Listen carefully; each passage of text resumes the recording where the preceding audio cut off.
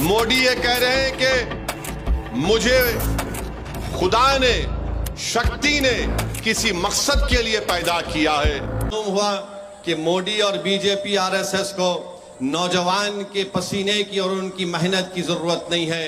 वो सिर्फ यही चाहती है कि नौजवानों के दिलों में, उनके जहनों में, उनकी सोच में, उनकी जिंदगियों में एक नफरत की जहर को घोल दिया जाए। अजीज दोस्तों और बुजुर्गों, मैं आपको ये भी बताना चाहता हूं कि आजकल हमारे देश के प्रधानमंत्री ये कह रहे हैं कि वो अपनी मां की पेट से पैदा नहीं हुए। ये कहा है उन्होंने, ये कहा है उन्होंने कहा ये हम कोई भड़काऊ भाषण नहीं दे रहे हैं। अगर मीडिया में कोई लोग मोदी जी को चाहने वाले हैं तो दिल पर मत लीजिए, गुर्दे पर लीजिए। मोदी जी ने ये बात कही है, मोदी जी ने बात कही और मोदी जी ने यहां तक कह दिया कि ऊपर वाले ने उनको एक खास मकसद के तहत यहां पर भिजाया है। मोदी जी, खास मकसद आपका यही था क्या कि इसी गंगा में लाशें बह रही थी, कुत्ते उन लाशों को खा रहे थे क्या? आज भारत के प्रधानमंत्री ये समझते हैं कि मैं देश से बड़ा हूं, इसीलिए क्या क्या बोले जा रहे हैं। अब आप कह रहे हैं कि मुजरा होगा। आप बताइए, 133 करोड़ जनता का प्रधानमंत्री है और कहता है कि मुजरा होगा। मोदी जी, याद रखिए, अगर आप इस तरह महिलाओं का अपमान करेंगे तो हमारे मुंह में भी जबान है।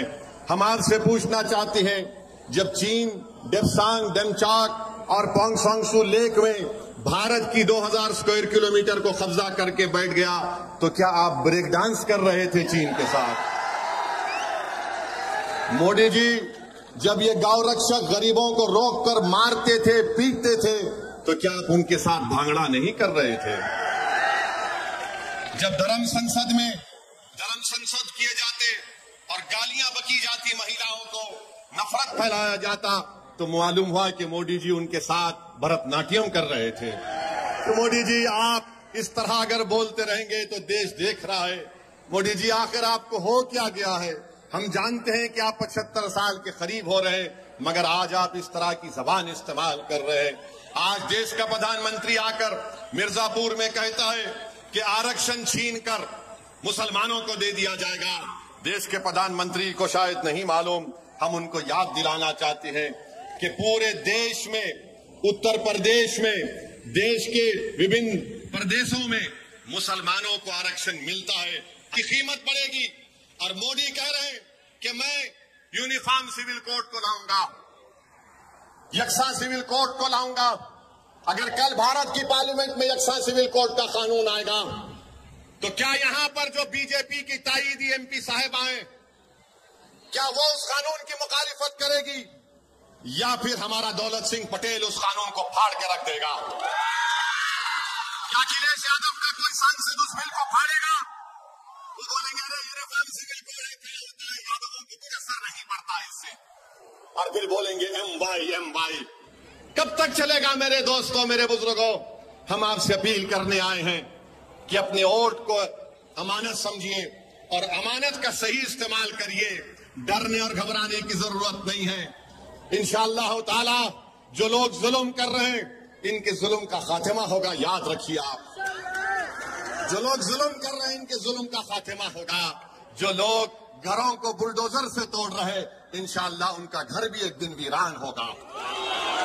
जो लोग गरीब नौजवानों को रोजगार नहीं दे रहे, इंशाअल्लाह ताला करीब में भारत का नौजवान उनको हमेशा के लिए सियासी तौर पर बेरोजगार बना देगा। जो लोग ये समझते हैं मोदी जी कि मैं 80 करोड़ जनता को राशन देता हूं, और मोदी जी अपने भाषण में बोले कि अगर मैं आपको राशन देता हूं, मुझे आप वोट देंगे तो पुण्य पाएंगे। भारत का प्रधानमंत्री है, देश के प्रधानमंत्री, ये आप क्या कह रहे हैं? ये दान दक्षिणा खैरात तो गरीब आपको दे रहा है वोट डालकर, तुमको वोट डालकर ये दान दक्षिणा खैरात तुमको दे रहा है, तुम नहीं दे रहे हो भारत के गरीबों को। भूल गए मोदी के तुम खुद कहते थे कि तुम चाय बेचते थे, मगर तुम गरीबों की गुर्बत का मजाक उड़ा रहे हो। आप गरीबों के गुर्बत का मजाक उड़ा रहे हैं। तो मेरे अजीज दोस्तों और बुजुर्गों,